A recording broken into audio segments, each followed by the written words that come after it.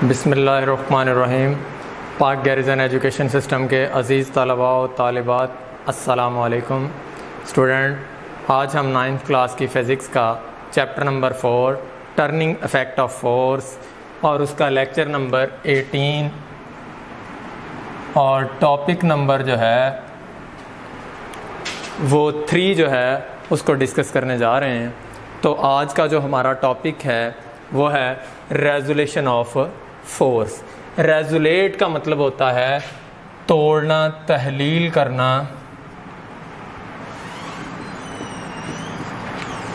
Forces को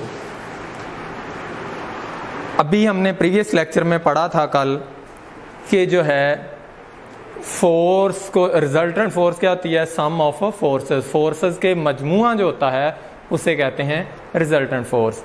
लेकिन जो यानी कि फोर्सेस को जमा करने से हमें सिंगल फोर्स हासिल होती है उसे हम रिजल्टेंट फोर्स कहते हैं। लेकिन अब वो जो रिजल्टेंट फोर्स थी उसको दोबारा जो है वो स्प्लिट कर देना उसके कंपोनेंट के अंदर, उसे क्या कहते हैं, रेजुलेशन ऑफ फोर्स। हम देखते हैं स्टेटमेंट जो है रेजुलेशन ऑफ फोर्स की। Splitting up a force into two mutually perpendicular component is called the resolution of force. Splitting up, तोड़ देना, अ फोर्स, एक फोर्स को, into two mutually perpendicular components, दो परपेंडिकुलर कंपोनेंट्स, अमूदी कंपोनेंट्स के अंदर, is called the resolution of force. Resolution of force कहलाता है। अब हमें पहले पता होना चाहिए कि ये हमने क्या किया था कल, अभी हमने प्रीवियस लेक्चर में पढ़ा था कि दो वेक्टर थे, उनका हमने दो फोर्सेस का सम जो है हेड टू टेल रूल के जरिए लिया तो हमारे पास ये रिजल्टेंट वेक्टर थर्ड बना था। अब हम क्या कर रहे हैं कि इस रिजल्टेंट वेक्टर को उसके कंपोनेंट के अंदर, परपेंडिकुलर कंपोनेंट के अंदर जो है वो रेजुलेट कर रहे हैं, स्प्लिट कर रहे हैं, तोड़ रहे हैं।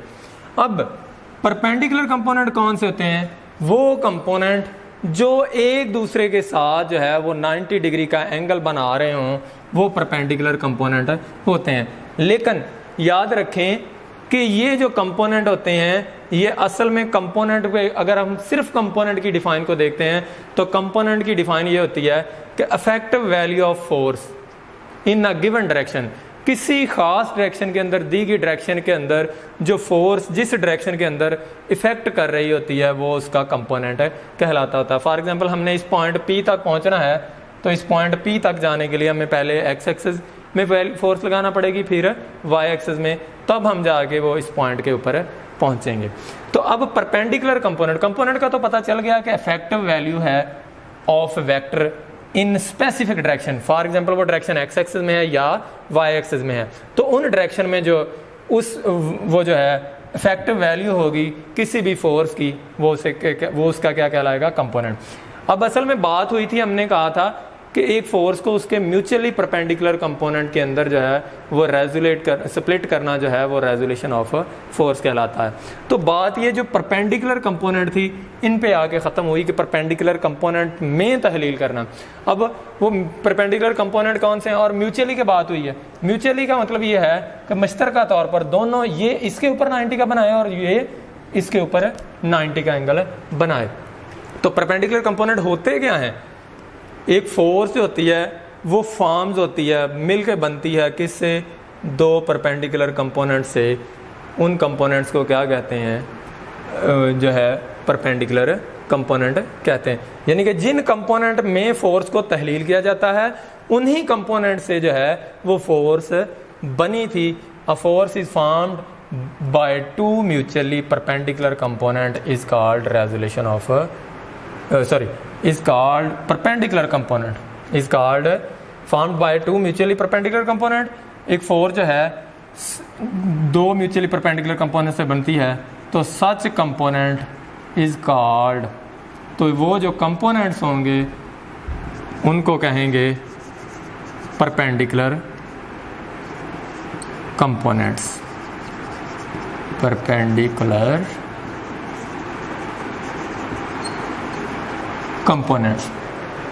तो अब क्लियर होगी दोनों डेफिनेशनें कि एक फोर्स को स्प्लिट करना into two mutually perpendicular component is called resolution of force. इसी तरह किसमें म्यूचुअली परपेंडिकुलर, म्यूचुअली परपेंडिकुलर का मतलब होता है जो मुश्तरका तौर पर एक दूसरे के ऊपर परपेंडिकुलर हों, यानी कि 90 डिग्री का एंगल बना रहे हों। और फोर्स इसी तरह परपेंडिकुलर कंपोनेंट की डिफाइन आएगी कि फोर्स जो थी वो फॉर्म्ड हुई थी टू म्यूचुअली परपेंडिकुलर कंपोनेंट से, तो such component is called perpendicular components.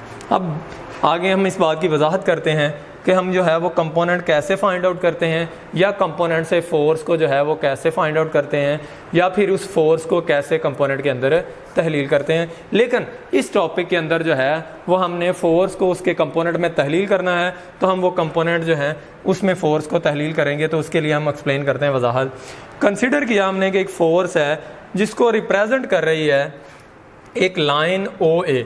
Consider a force F represented by line O A, जिसको लाइन ओ ए के जरिए रिप्रेजेंट किया जा रहा है, और वो लाइन क्या कर रही है, एंगल थीटा बना रही है with x axis, with x axis, x axis के साथ वो एंगल थीटा बना रही है।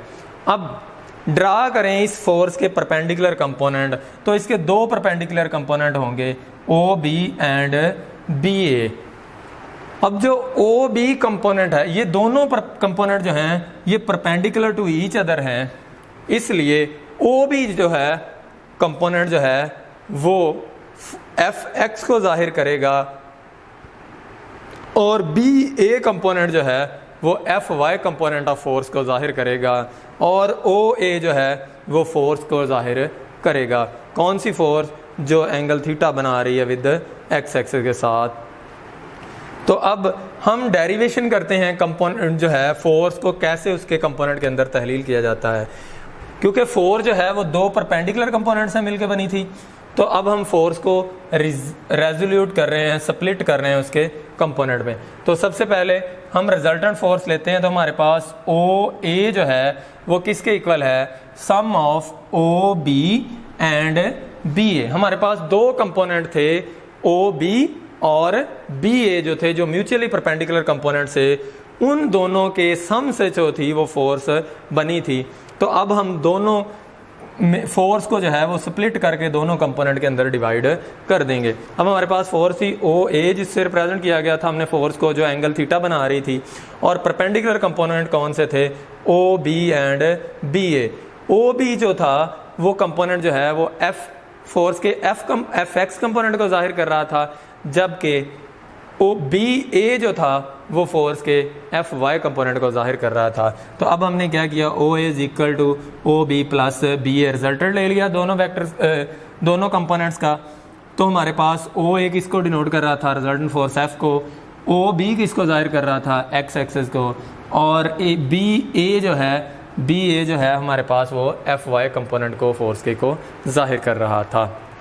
अब अगर हम इन कंपोनेंट, तो हमने उनके अंदर जो है एक फोर्स को तो रेजोलेट कर दिया, लेकिन अब हम जो है वो इन कंपोनेंट की जो है वो मैग्नीट्यूड फाइंड करनी हो तो हम कैसे कर सकते हैं। तो magnitude of F X and F Y components जो हैं उनको हम जो है राइट एंगल ट्राइंगल की मदद से जो है वो फाइंड आउट कर सकते हैं, और ट्रिग्नोमेट्रिक रेशियो यूज़ करते हुए।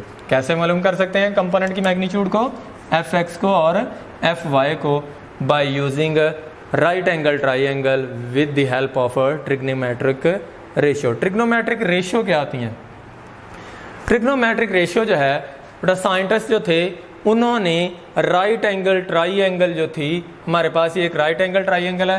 राइट एंगल ट्राइंगल कौन सी होती है, जिसका कोई एक एंगल जो है वो 90 डिग्री का होता है।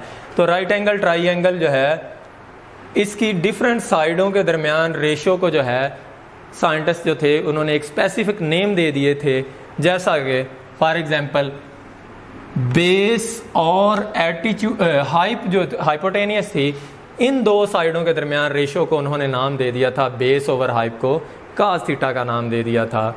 इसी तरह उन्होंने एटीट्यूड ओवर हाइप को नाम दे दिया था साइन थीटा का।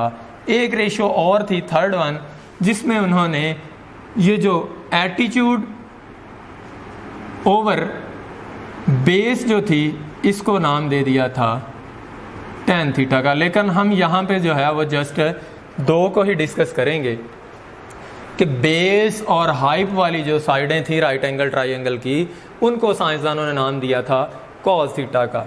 तो ये कॉस थीटा, साइन थीटा और टेन थीटा जो हैं ये ट्रिग्नोमेट्रिक रेशियो हैं between the sides of right angle triangle.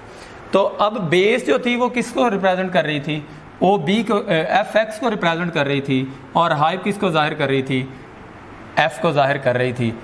F x जो है उसको कौन से हम जो है वेक्टर से ड्रा कर रहे थे?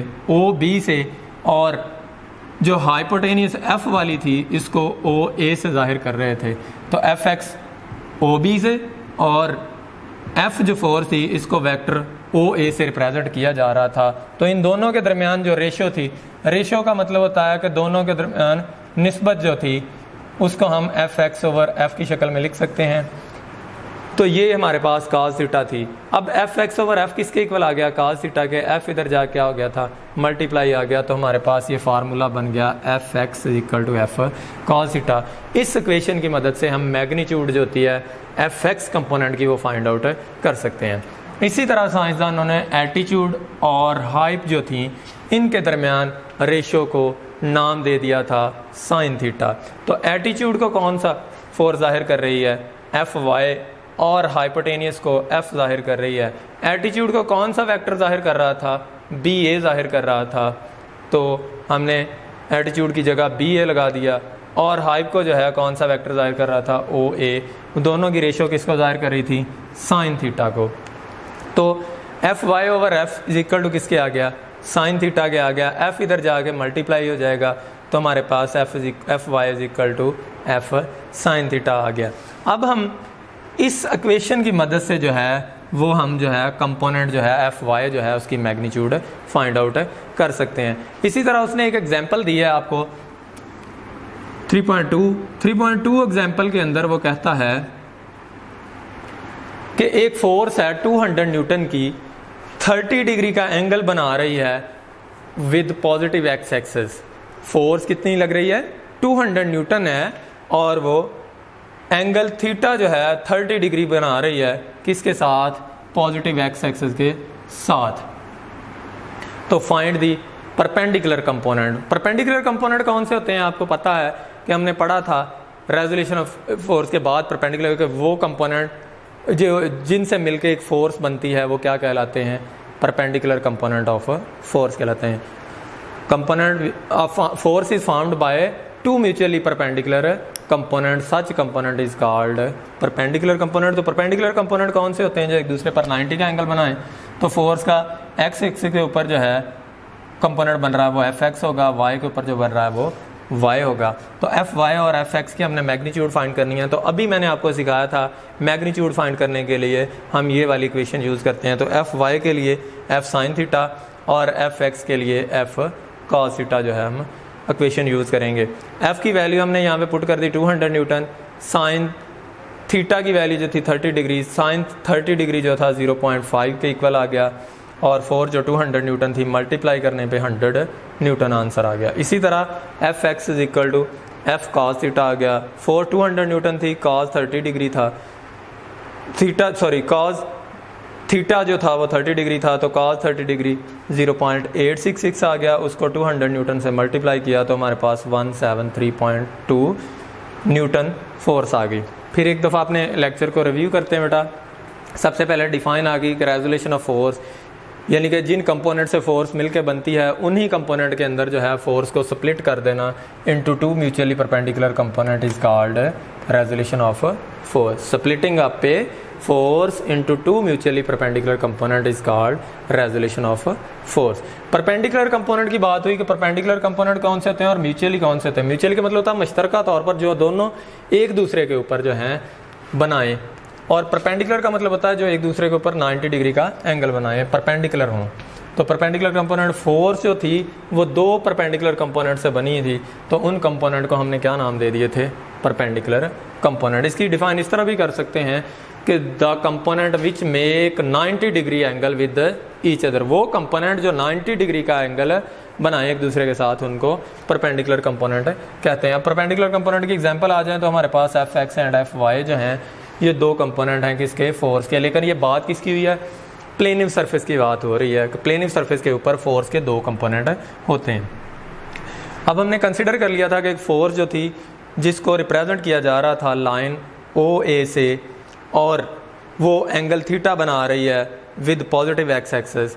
अगर हम परपेंडिकुलर ड्रा कर दें, कौन से perpendicular, O B and B A, तो ओ बी जो है परपेंडिकुलर कंपोनेंट जो है वो एफ एक्स कंपोनेंट का जाहिर करेगा, और बी ए जो है वो F Y component of force को जाहिर करेगा। ये दोनों जो हैं एक दूसरे के ऊपर म्यूचुअली परपेंडिकुलर कंपोनेंट होंगे। तो हमने फोर्स को फिर उसके कंपोनेंट में रिजॉल्व कर दिया, रेजोल्यूट कर दिया। उसके बाद हमने कंपोनेंट की जो है वो वैल्यू फाइंड आउट की है एफ एक्स और एफ वाई की। तो हमने उसके लिए वैल्यू फाइंड आउट करने के लिए हमने राइट एंगल ट्राइंगल जो है उसको यूज़ किया, और साथ ट्रिग्नोमेट्रिक उसके जो हैं साइडों के दरमियान जो रेशो थी जिनको हमने ट्रिग्नोमेट्रिक रेशो का नाम दिया था, उन रेशो को इस्तेमाल करते हुए राइट एंगल ट्राइंगल के दरमियान हमने जो है magnitude component of F X and F Y find out कर ली। तो बेस ओवर हाइप हमें पता है cos थीटा के बराबर होता है। तो बेस क्या था, एफ एक्स थी, हाइप क्या था, एफ था। उसको वेक्टर कौन सा एफ एक्स को जाहिर कर रहा था, ओ बी, और एफ को जाहिर कर रहा था O A is equal to cos theta. तो F X over F is equal to cos theta हो गया। एफ इधर डिवाइड था, इधर जाके मल्टीप्लाई हो गया। इसी तरह एटीट्यूड और हाइप जो थी उनको साइन थीटा का नाम दिया था। एटीट्यूड एफ वाई थी और हाइप क्या थी, एफ थी। एटीट्यूड को बी ए वेक्टर रिप्रेजेंट कर रहा था, और जो थी हाइप जो थी उसको ओ ए वेक्टर रिप्रेजेंट कर रहा था। तो वो साइन थीटा, उन दोनों के दरमियान रेशियो जो थी वो साइन थीटा बन गई। तो F Y over F, F इधर डिवाइड था, इधर जाके मल्टीप्लाई हो गया। तो F Y is equal to F sine theta. तो ये हम इस तरह मैग्नीट्यूड फाइंड आउट कर सकते हैं। ये आपके सामने मैंने मैग्नीट्यूड फाइंड आउट करके भी दिखा दी एक एग्जाम्पल की मदद से। उम्मीद करता हूँ बेटा आज का लेक्चर अच्छी तरह समझ आ चुका होगा। इंशाल्लाह मिलते हैं नेक्स्ट लेक्चर में। अल्लाह हाफिज़।